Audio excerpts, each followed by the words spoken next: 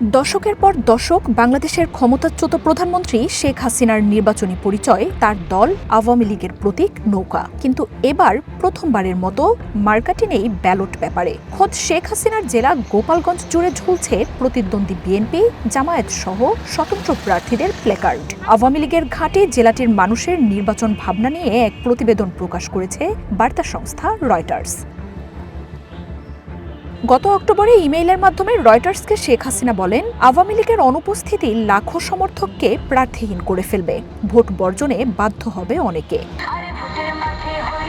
গোপালগঞ্জের রিকশা চালক এরশাদ শেখ বিরোধী দলের পোস্টারে ঢাকা একটি খুঁটির নিচে দাঁড়িয়ে তিনি বলেন, ওরা যত খুশি পোস্টার লাগাক, ব্যালট পেপারে যদি নৌকা না থাকে তাহলে আমার পরিবারের 13 জনের কেউই ভোট কেন্দ্রে যাবে না। হ্যাঁ, আমি 13 জনের আমি একটা লোকের ভোট দিতে যাচ্ছি। তখন আমার ভালো লাগে না, কারণ একমাত্র নৌকো যদি প্রতীক পাই, নৌকোয় আমরা ভোট দেবো। আওয়ামী লীগ নাই এই হিসেবে আমরা নির্বাচনে জাতীয় চাই না, ভোট দিতেও চাই না। আওয়ামী লীগ যেখানে নাই, যে দলই দাঁড়াক, আওয়ামী লীগ করতে সারা জীবন এখনও করি, কিন্তু নির্বাচন আমরা মনে করি না যে এটা গ্রহণযোগ্য হচ্ছে কিংবা কোনো নির্বাচন হচ্ছে।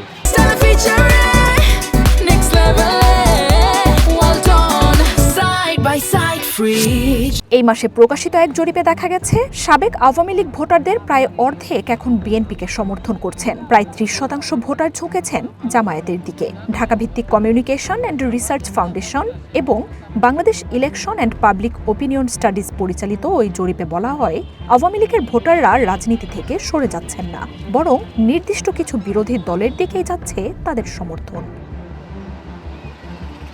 গোপালগঞ্জে আওয়ামী লীগের কর্মীদের পরিবারগুলো বলছে, শেখ হাসিনার পতনের পর পরিবর্তনের মূল্য তাদের ব্যক্তিগতভাবে অনেক বেশি দিতে হচ্ছে।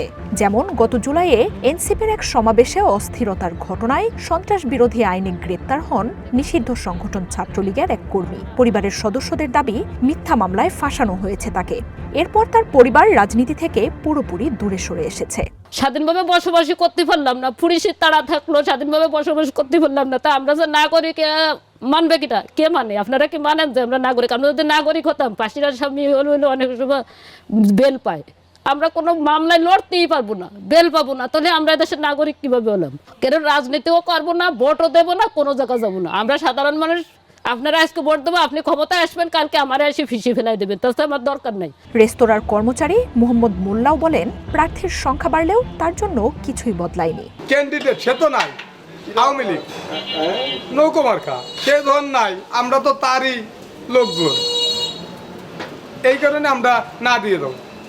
তবে গোপালগঞ্জের দেয়ালে ঝুলে থাকা নতুন নির্বাচনী পোস্টারে কেউ কেউ আশার আলো দেখছেন। ব্যবসায়ী শেখ ইলিয়াস আহমেদ মনে করেন, আসন্ন ভোটে মানুষ হয়তো এবার সত্যিকার অর্থে স্বাধীনভাবে ভোট দিতে পারবে।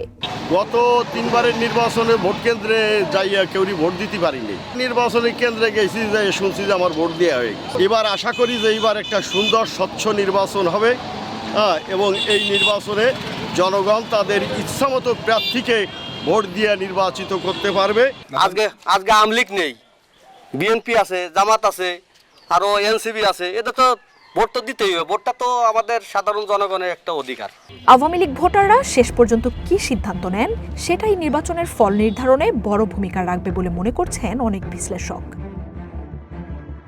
মার্জিয়া উপমা, ওয়ান ইন্টারন্যাশনাল ডেস্ক।